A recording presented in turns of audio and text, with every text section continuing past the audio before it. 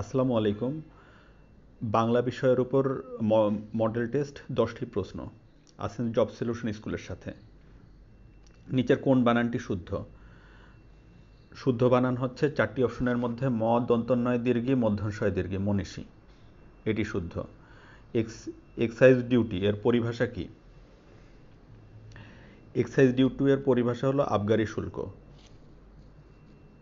Excise duty এর পরিভাষা আবগারি শুল্ক। অগ্নি শব্দটির সমার্থক শব্দ নয় কোনটি? অগ্নি শব্দটির সমার্থক নয় হচ্ছে প্রজ্বলিত।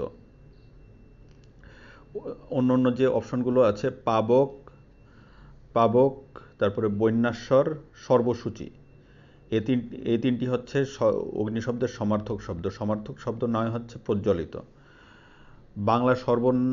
বাংলা বর্ণমালায় স্বরবর্ণ কয়টি? বাংলার বর্ণমালায় স্বরবর্ণ হলে 11টি। এ মাটি সোনার বাড়ায় উদ্ধৃতিতে সোনা কোন অর্থে ব্যবহার করা হয়েছে? সোনার শব্দটি হচ্ছে বিশ্বসনের অতিশয়ন অর্থে ব্যবহৃত হয়েছে। দ্বৈপায়ন শব্দের সন্ধিবিচ্ছেদ কোনটি? দ্বীপ প্লাস অয়ন, দ্বৈপায়ন।